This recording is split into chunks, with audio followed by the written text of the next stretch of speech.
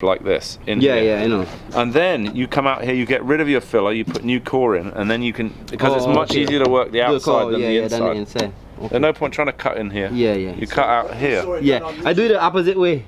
Yeah, but you're doing a more difficult way. Yeah, that's all right.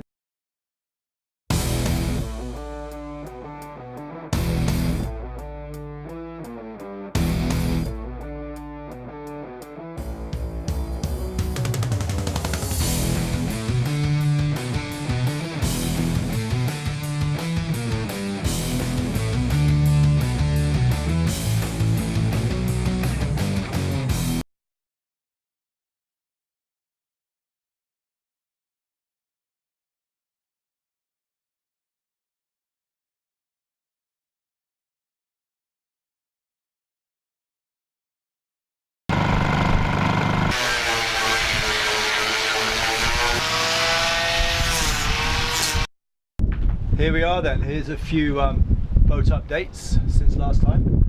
Here's the front beam. There was the 1-inch hole, well, split, tear, where the dock line went through in Irma. And although we can't really see here, but we'll see in a minute, what we've done, what we did last Sunday was we laminated inside this U. So up the walls inside, and especially like from there inside all the way down to the nether regions inside there, with unidirectional glass, which means that all the strands are going the same way, very, very strong in one direction. So that repair won't want to straighten out because of the type of glass that we've used. So that was all on Sunday, and it was very satisfying to see the first actual laminate since Irma, with the boat being the right way up.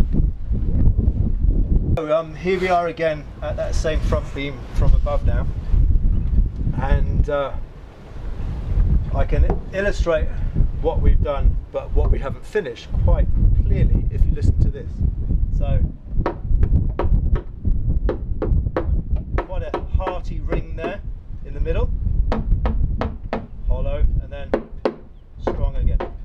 So there's still weakness down here which we have to build in with glass, and there's still weakness in these walls that we have to build onto here, both sides. And then to complete the I-beam, there's going to be more heavy laminates, unidirectional glass like this, all the way from there right up to up yonder, up there. But while we're here, it's worth looking at this front beam fairing, because this was all new several years ago. But the original design of Triple Jack had a very sort of flat front beam fairing that went nearly all the way down to that pink spot down there. You'll have to pan right, we'll take a shot later. But what it was, it created this amazing shovel, really, that shoveled literally tons of seawater up from the surface of the sea, or carve off the top of an entire wave, and it would just send it in a chunk right back over the boat, which was most uncomfortable and really slow. So what we did one year, or rather what Steve and George did, because I wasn't there for this, but they just chopped off the entire fairing from here, there, all the way up to the boat, and they raised it from that pink spot, raised it and shaped it away from its low down original place to much higher, and it really transformed the boat, because we no longer did we shovel large volumes of seawater across the deck, and it made it much more comfortable and much faster. Okay, so while we're up on deck and it's a lovely evening and it's nice to chat, let's look at this mast step area. You can see where it's pinked out. Of course, that's going to be a big grind, but we must have removed around 100 pounds of material from this area here, and I'm very happy to see it go. But this will need quite a lot of strengthening before we fit a new mast step sort of right down low in that area there. Moving aft, you got this critical part of a trimaran, which is the dagger board. Triple Jack's dagger board, the current one, we've had many over the years, but it's 11 foot 6 inches long, and it goes down here. Even when it's fully up, just under the boom. It's still about 4 foot under the boat. So when we put it down as far as we can go, we're literally drawing about 9 feet, which is, you know, like a racing swan. So this whole structure here we put into the middle of the boat because originally it was behind you, forward of the front beam there, and she had another dagger board, strangely enough, off centre in the aft companionway there. So it was a very rare trimaran in that respect, because they called it the canard system. It was 2 dagger boards, 1 offset at the stern, and it made her interesting to sail. You know, that's how we started off. I mean, basically you could go in a straight line, but you couldn't turn any corners, which made it interesting. Great for going across the Atlantic Ocean and racing, which is what, let's not forget, she was designed to do, but useless for trying to go around the buoys in a BVI regatta. So we had a few moments, but in the end we decided to cut out the entire casing from up forwards, bring it back here and graft it into the middle, and then we dispensed with the aft centerboard, aft dagger board completely. Since then we've changed the shape of it and we put a new casing in, and we've gone even further with things, but that's essentially what we've done over the years. Okay, interesting development this week has been a discussion on the chain plates. Now, chain plates are fixtures in the side of a hull that basically the shrouds that hold up the rig attach to. So they are pretty critical in terms of keeping a mast upright. And bear in mind that our mast has a placement value of approximately $100,000, so we are very keen on keeping this mast upright. Now this you can see here, I don't know if you can zoom in, but it is a triangle, much like a large stainless steel letter A, made out of 316 stainless steel, very good quality back in the day, and it goes down into the bulkhead. The legs of the A actually go down into the bulkhead, and although it sort of looks rusty on the sides occasionally, it's never really given us any cause for concern. But the boat is 40 years old. Stainless steel is a material that just gradually deteriorates over time, and the problem with stainless steel is that it really doesn't give you a lot of warning. I mean, sometimes you can see like rust bleeding out of a little crack in one part of it, but it's the stuff you can't see that you'd worry about. And the problem in just pulling this out just to have a look at it with a thought to put it back is that you'd have to destroy all this heavy laminating, this unidirectional glass that's going all the way down to that bulkhead down there. And you know, once you had that 40-year-old bit of stainless steel in your hand, you probably wouldn't be leaping to replace it.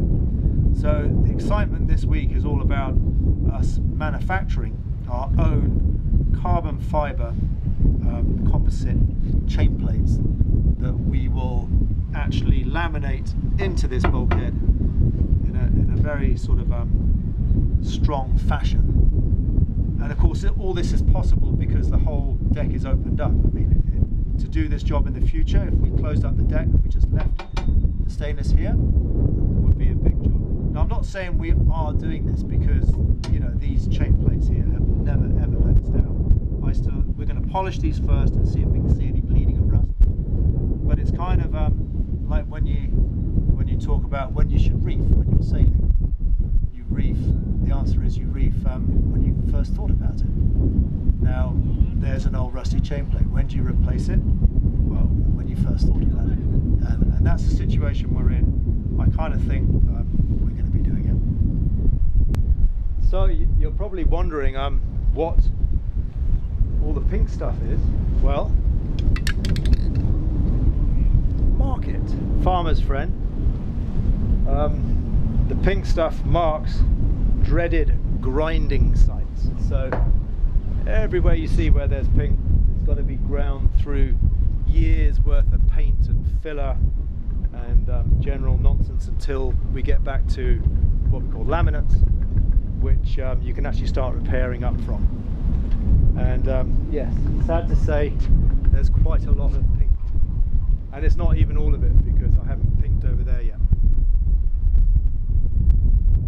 So Sunday saw Steve and Mike back from Norway, and Paul was here as well. So we had 3 top guys looking at the design of this new coach room. We generally have these design sessions after the day's work, but before we pack up and leave. So first of all, we were thinking about headroom. So I'm not a tall bloke, but a 6-footer is kind of only just under this line that you can see here, which is the proposed lower roof of the new coach room. But to make a little bit more headroom down here, we're going to be dropping these floorboards, because the whole structure under here, if I can show you, is that dreaded nasty foam that we've seen before. All this structure's got to go, and this will go down probably about 8 inches, which will mean that a 6-footer will be fairly comfortable down here. But we're not really into comfort for 6-footers down below. We just want to go out and sail fast. And we didn't think she looked very good with, for example, the coach roof up here. Thought it would be a bit of a Dalek dome, if anybody remembers them.